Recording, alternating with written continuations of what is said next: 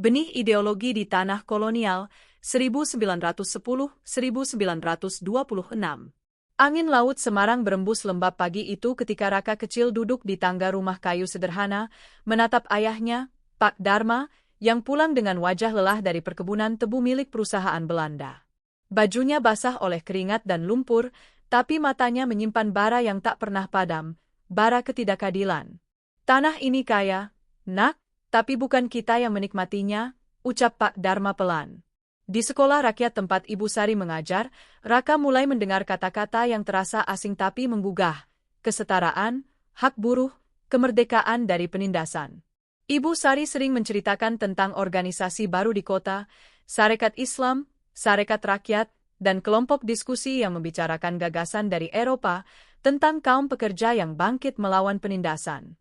Suatu sore tahun 1917, Raka mengikuti Ibu Sari ke sebuah pertemuan kecil di gudang pelabuhan.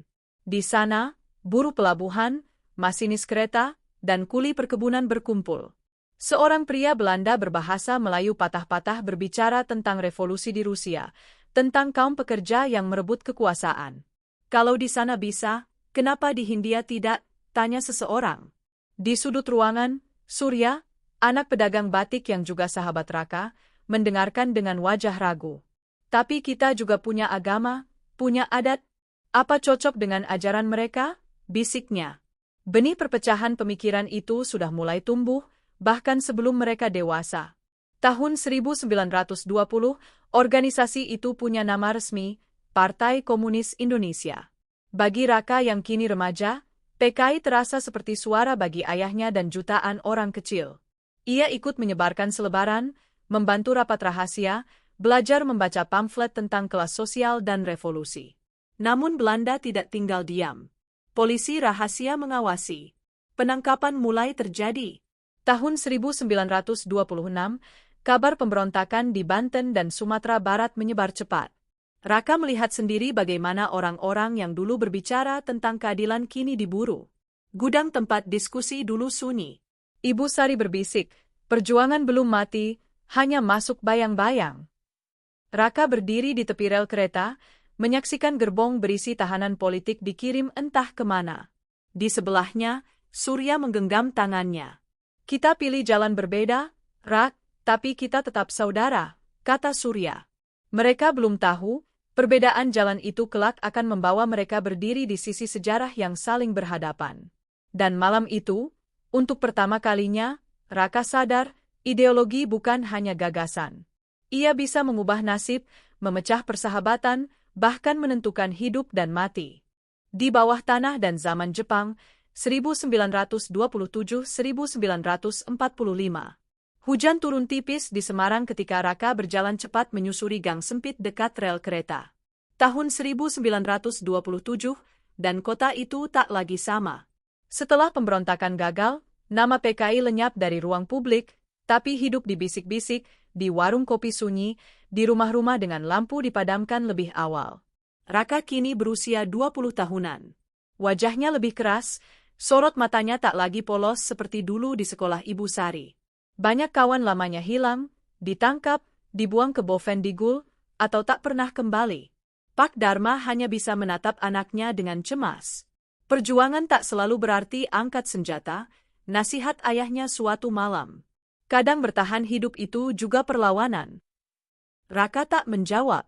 Ia kini menjadi penghubung kecil dalam jaringan bawah tanah, mengantar pesan, menyimpan pamflet, memindahkan buku-buku terlarang.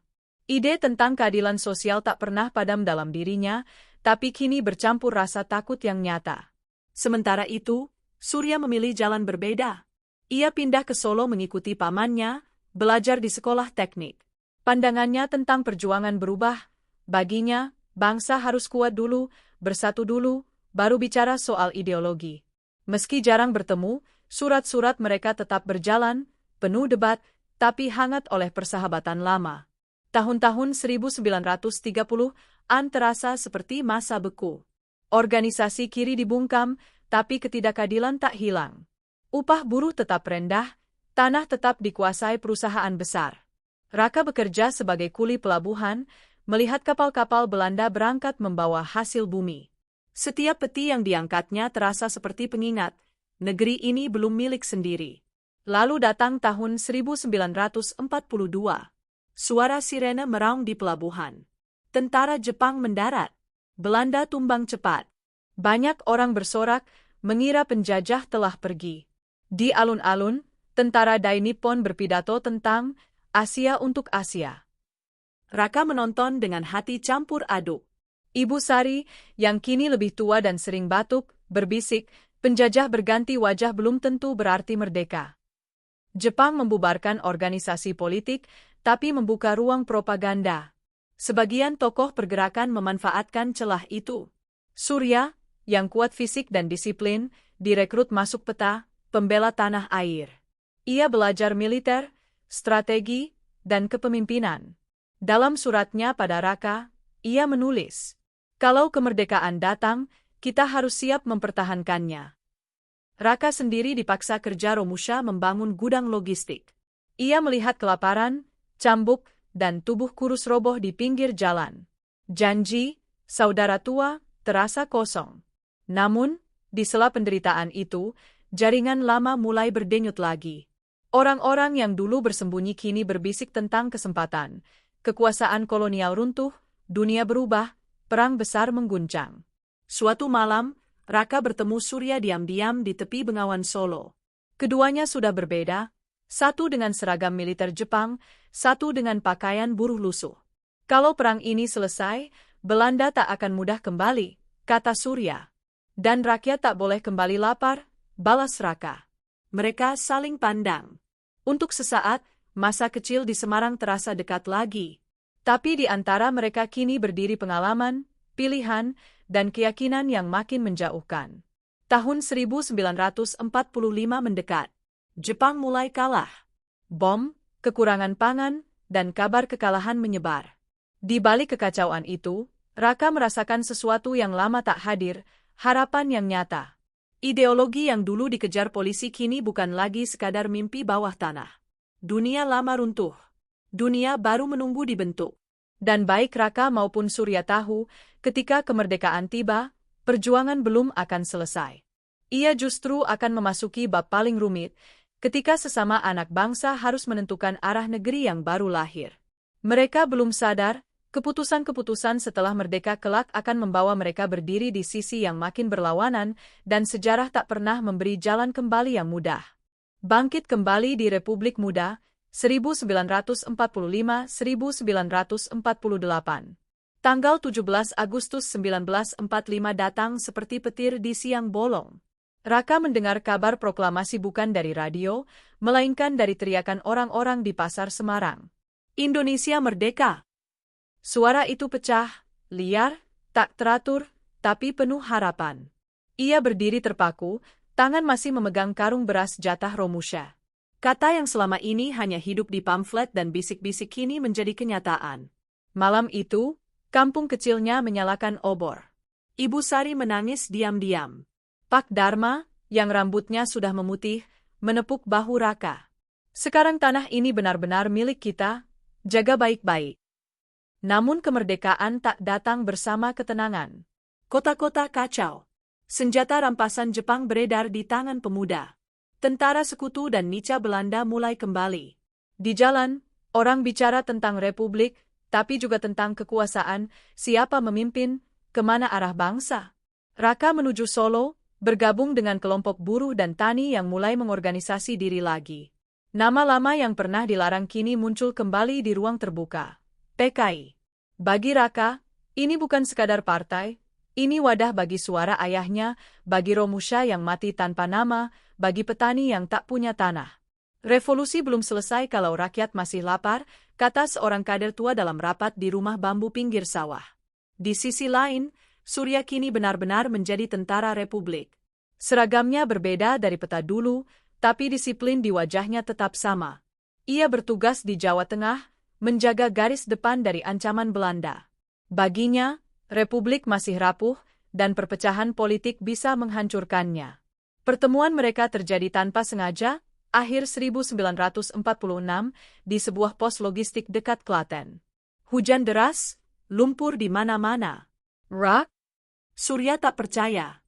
Raka tersenyum tipis. Masih hidup ternyata. Mereka tertawa, tapi ada jarak tak kasat mata. Negara ini butuh persatuan, kata Surya sambil menyalakan rokok. Kalau partai-partai saling tarik, Belanda mudah masuk lagi. Persatuan tanpa keadilan cuma kata kosong, jawab Raka pelan. Petani tetap tak punya tanah. Buruh tetap miskin. Apa itu kemerdekaan? Percakapan itu tak selesai. Sirene tanda bahaya memotong malam. Tahun 1947-1948, tekanan makin berat. Perundingan politik, agresi militer Belanda, kelaparan, dan kekacauan administrasi membuat Republik goyah. Di tengah situasi itu, kelompok kiri merasa revolusi diselewengkan. Rapat-rapat makin panas. Kata pengkhianatan mulai terdengar di semua kubu. Raka dikirim ke Madiun, membantu organisasi tani. Ia melihat sendiri kekecewaan rakyat desa yang merasa janji kemerdekaan belum menyentuh hidup mereka. Spanduk, rapat umum, dan pidato revolusioner memenuhi alun-alun. Tapi di Jakarta dan Yogyakarta, para pemimpin Republik gelisah. Mereka takut konflik internal akan menghancurkan negara yang baru lahir. September 1948. Udara Madiun terasa tegang. Kabar simpang siur beredar, perebutan kekuasaan, tuduhan pemberontakan, pergerakan pasukan. Raka melihat wajah-wajah yang dulu penuh harapan kini dipenuhi amarah dan ketakutan. Suatu pagi, derap sepatu tentara terdengar di jalan desa. Pasukan Republik masuk kota. Dan di antara barisan itu, Raka melihat sosok yang ia kenal bahkan dari jauh. Surya. Mata mereka bertemu di tengah kekacauan. Tak ada senyum kali ini. Turun, Rak, kata Surya pelan tapi tegas. Ini perintah. Raka tak bergerak. Di belakangnya, para petani dan pemuda berdiri gemetar. Dulu kita berdiri melawan penjajah, ucap Raka serak. Sekarang kita berdiri saling berhadapan. Surya menggenggam senapannya lebih erat. Kalau Republik pecah, semua pengorbanan sia-sia. Detik itu terasa panjang, seperti sejarah menahan napas. Tembakan pertama bukan dari mereka, tapi cukup untuk membuat semua orang tiarap. Kekacauan meledak. Teriakan, debu, langkah kaki berlari. Di tengah kepulan asap, Raka dan Surya kehilangan satu sama lain. Hari itu, bukan hanya kota yang retak. Persahabatan puluhan tahun ikut pecah, terhimpit pilihan yang tak memberi ruang benar atau salah, hanya konsekuensi. Dan sejak Madiun, sejarah Indonesia tak lagi sekadar perjuangan melawan penjajah, tapi juga tentang luka yang ditinggalkan sesama anak bangsa. Partai massa dan politik besar, 1950-1965 awal. Awal 1950-an membawa suasana yang aneh bagi Raka. Ia masih hidup, sesuatu yang dulu tak ia yakini akan terjadi setelah Madiun. Banyak kawannya hilang, dipenjara, atau memilih diam. Ia sendiri sempat bersembunyi berbulan-bulan di desa-desa sekitar Kediri, bekerja sebagai guru baca tulis untuk anak petani. Dari sana ia melihat sesuatu yang tak pernah berubah. Kemiskinan tetap tinggal, bahkan setelah Republik berdiri. Namun politik Indonesia berubah cepat. Tahun demi tahun, ruang demokrasi terbuka. Partai-partai hidup. Rapat umum, pemilu, koran, organisasi massa tumbuh di mana-mana. Dan nama yang dulu diburu kini kembali berdiri terang, PKI. Bagi Raka, ini seperti sejarah memberi kesempatan kedua. Ia bergabung lagi, kali ini bukan dalam bayang-bayang, tapi di panggung terbuka. Tugasnya mengorganisasi petani, mendorong koperasi, pendidikan politik, dan tuntutan reforma agraria. Ia berkeliling dari Solo ke Madiun, dari desa ke desa, berbicara di bawah pohon beringin, di balai bambu, di sawah selepas panen. Tanah untuk yang menggarap, kalimat itu jadi semboyan yang mudah dipahami rakyat. Sementara itu, Surya menanjak karirnya di militer. Ia pernah dikirim ke Sumatera, lalu kembali ke Jawa. Rambutnya mulai beruban di pelipis, sikapnya makin tegas. Ia melihat negeri muda ini dikelilingi ancaman, pemberontakan daerah, konflik ideologi, perang dingin dunia. Baginya, stabilitas adalah harga mati. Pertemuan mereka terjadi lagi tahun 1955 di sebuah stasiun kecil di Solo. Pemilu pertama Indonesia baru saja usai. PKI memperoleh suara besar, mengejutkan banyak pihak. Partaimu makin kuat, kata Surya, setengah kagum, setengah khawatir.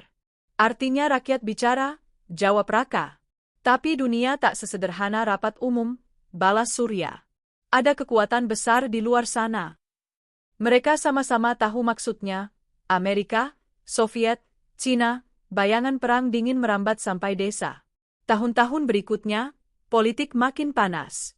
Presiden Soekarno berbicara tentang Nasakom, nasionalis, agama, komunis, sebagai jalan persatuan. Di Jakarta, pidato-pidato besar menggema. Massa berbaris membawa bendera merah, hijau, dan merah putih berdampingan, tapi di bawah permukaan, kecurigaan tumbuh.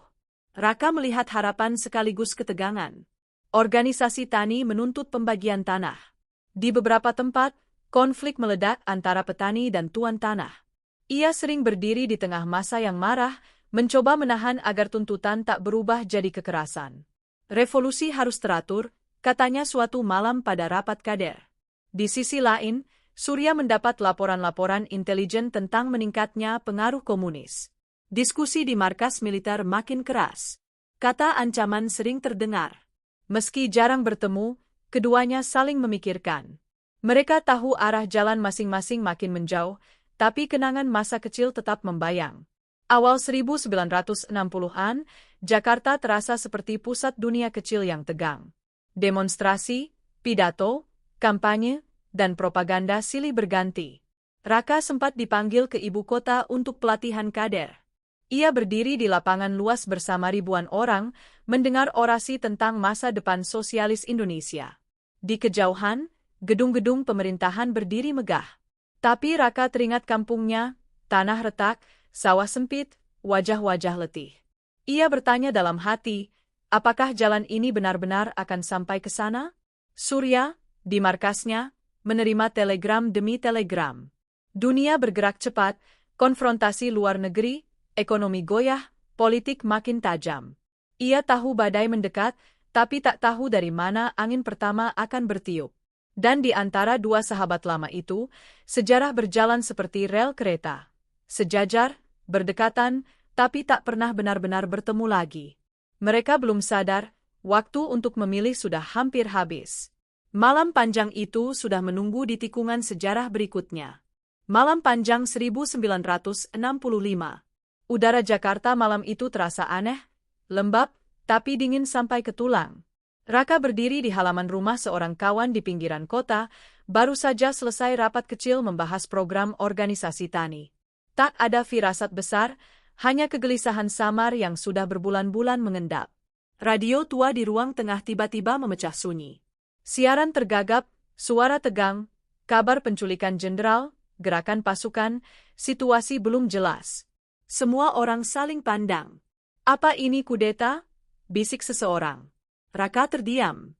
Politik memang panas, tapi tak seorang pun benar-benar siap menghadapi ledakan nyata. Malam itu terasa seperti tali yang terlalu lama ditarik akhirnya putus.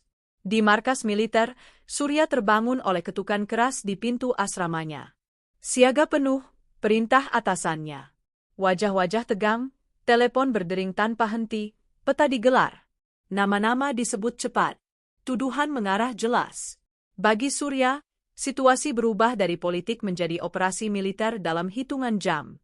Sementara itu, di kampung-kampung, kabar menyebar liar tanpa bentuk pasti. Ada yang bilang revolusi diselamatkan, ada yang bilang negara dalam bahaya. Radio jadi sumber tunggal, tapi juga penuh kebingungan.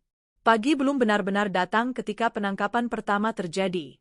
Raka sedang minum teh pahit ketika pintu digedor.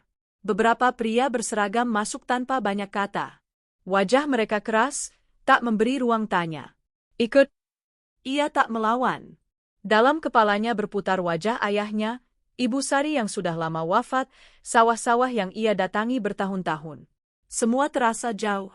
Di jalan, ia melihat truk-truk penuh orang, wajah dikenal, juga yang asing.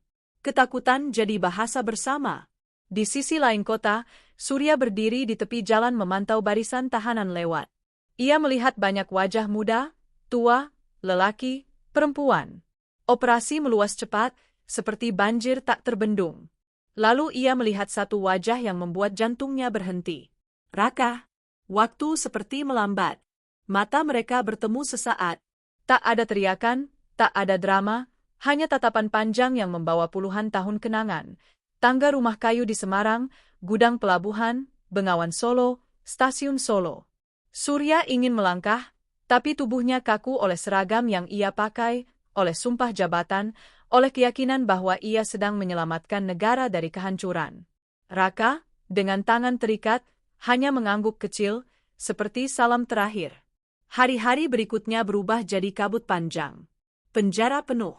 Desas-desus lebih cepat dari fakta. Ketakutan menjalar dari kota ke desa. Orang-orang membakar buku, menyembunyikan foto, menghapus jejak masa lalu. Kata PKI berubah dari nama partai menjadi cap yang bisa menentukan hidup atau mati. Surya semakin jarang tidur. Ia melihat negeri yang ingin ia lindungi justru dipenuhi ketakutan. Tapi roda sejarah sudah bergerak terlalu jauh. Suatu malam, hujan turun deras.